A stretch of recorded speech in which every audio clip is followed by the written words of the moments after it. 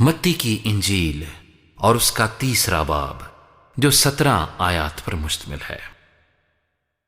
ان دنوں میں یوحنا بپتسمہ دینے والا آیا اور یہودیہ کے بیابان میں یہ منادی کرنے لگا کہ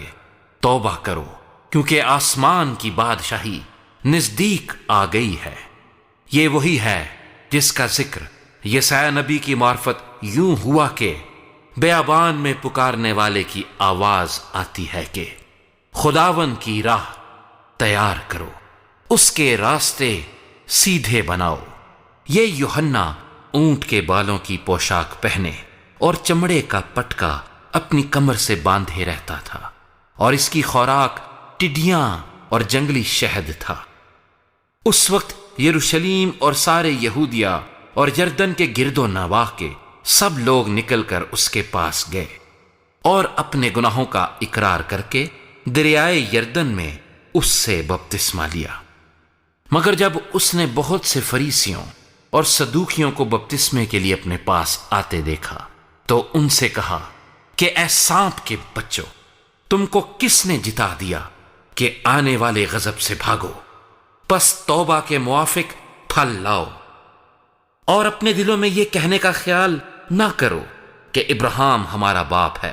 کیونکہ میں تم سے کہتا ہوں کہ خدا ان پتھروں سے ابراہیم کے لیے اولاد پیدا کر سکتا ہے۔ اور اب درختوں کی جڑ پر کلہاڑا رکھا ہوا ہے،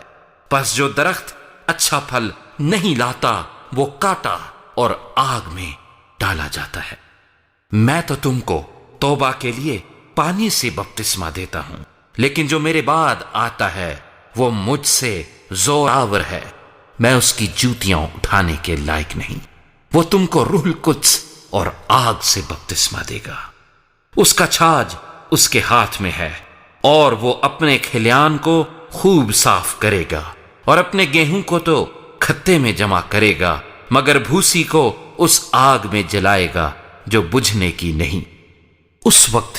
یسوع گلیل سے یردن کے کنارے یوحنا کے پاس اس سے بپتسمہ لینے آیا، مگر یوحنا یہ کہہ کر اسے منع کرنے لگا کہ میں آپ تجھ سے بپتسمہ لینے کا محتاج ہوں اور تو میرے پاس آیا ہے۔ یسوع نے جواب میں اس سے کہا، اب تو ہونے ہی دے، کیونکہ ہمیں اسی طرح ساری راست بازی پوری کرنا مناسب ہے۔ اس پر اس نے ہونے دیا، اور یسوع بپتسمہ لے کر فی الفور پانی کے پاس اوپر گیا، اور دیکھو اس کے لیے آسمان کھل گیا، اور اس نے خدا کے روح کو کبوتر کی مانند اترتے اور اپنے اوپر آتے دیکھا، اور دیکھو آسمان سے یہ آواز آئی کہ یہ میرا پیارا بیٹا ہے جس سے میں خوش ہوں۔